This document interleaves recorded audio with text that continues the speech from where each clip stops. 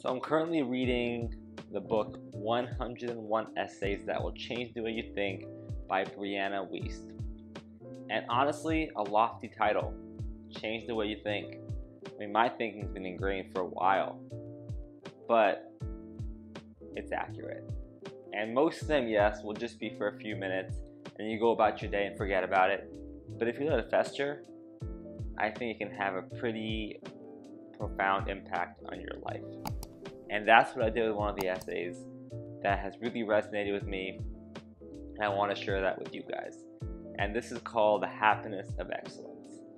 So yes, perhaps a little taboo topic, a little meta, I don't know, but just give it a chance and let's get into it. So we're going to get into the 3 primary forms of happiness and talk about them one by one and their synergies, okay?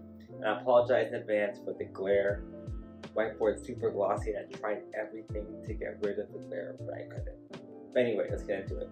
Number 1, the happiness of pleasure.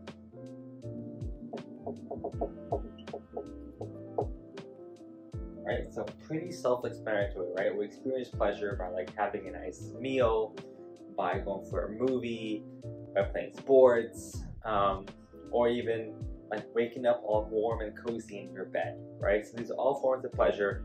And I think if we compare them to Maslow's hierarchy of needs, it's not a direct correlation because hierarchy of needs is just like your essentials, more or less, but it's the bottom one, right? Physiological needs.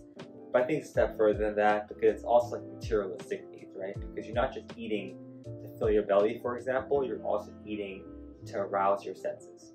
And then number 2 is we got the happiness of grace.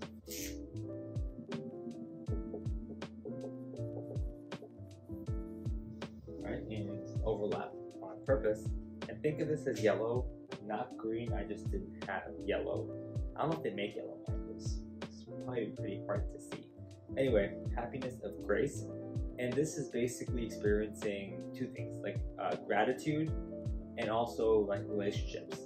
And yes, like kind of the synergy between the 2 in a way, but it doesn't have to be. It's just like you have relationships that you're happy about, you know, your friends, then you're also just grateful for those relationships, but also grateful in general, right? So pretty self-explanatory. I think it's very important to have that because sometimes if you don't have gratitude, like no matter what you have, you're just not going to be happy, right? Because you're always going to be unhappy, wanting more or whatnot.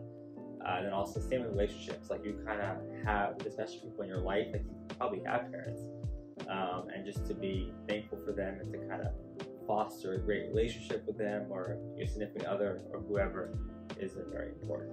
And lastly, but not least, is the happiness of excellence.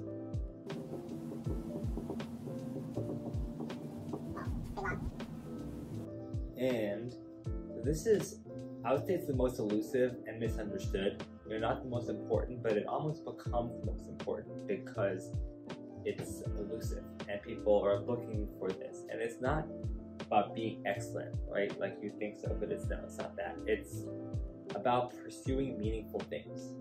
So it's not about being at the top of the mountain and kind of showboating your success, right? If you don't like, you're the shit. It's falling in love with the hike, right? Basically pursuing meaningful work. It's basically learning to be in that state of flow. And if you're a real one, you know I talked about that in my first video. That's kind of why I'm here, you know, to be in that state of flow myself, to share that state of flow, and to kind of just help people be in that state of flow. I think flow is such a beautiful thing, and I feel not enough people experience it, or they might experience it, but they don't continue to seek it. Right? So this form of happiness basically builds character and resilience. It's learning to channel your energy towards something greater than the insatiable pursuit of your daily desires. That's kind of what it comes down to. And you know, these are basically 3 like primary colors, right? So let's just remove what's inside and just think of the colors themselves, right? Let's just say you get rid of blue, right? And you only have red, and you take more red. You know, it's basically like, you know, you drink in excess, you eat in excess to kind of fill the void of not pursuing excellence, you will never get, you know, the color purple that you would get by mixing the two, right? So there's other pigments of happiness that can come out when you combine the primary forms of happiness. But you can't do that by just doubling down on one of them. You need a healthy balance of the three. And I know I talked about this as almost like the most important one or most elusive, but there are a lot of people who have a lot of excellence. Like they have success early on, you know, good for them, they're killing it, but sometimes they don't really invest in their relationships. Like they don't have great relationships with people, and that's no good, right? There's no point of having this if you don't have people to share it with and to enjoy it with and just be grateful about it, right? So like this can also be elusive in its own way. I feel like this is not really elusive because it is kind of, like I said, at the bottom in Maslow's hierarchy of needs. Like everyone kind of has a sense of it, and if you usually have the means to do things, you're gonna do them. This is easy, right? So, but people often double down on this, triple down on this, kind of fill these 2 voids. But you need a healthy mix of the 3. And honestly, that's what I'm talking about, right? Because I think many people are colorblind to the joys and complexities of life because they just don't have the right foundation of primary colors, or, you know, of your primary forms of happiness. And happiness is not just about astounding your senses, right? It's about a peace of mind that you know you're becoming who you want to be. So think of it not as accomplishment, because you'll never really be accomplished enough, but it's identity, right? It's identity knowing that you're chasing after things that are important to you, right? That you're the type of person that does this, right?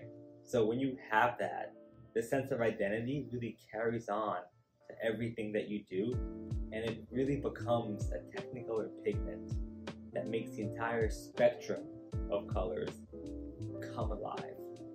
So I hope you enjoyed that video. I don't know, I personally thought it's a cool topic and it was broken down in a cool way. So if you enjoyed it, please give it a like. Honestly, I have a lot more ideas of how to get into it further, so stay tuned for those videos. Comment what you agree with, what you didn't, how it relates to your life. I'm very, very curious. But otherwise, subscribe if you haven't, and I look forward to seeing you in the next one.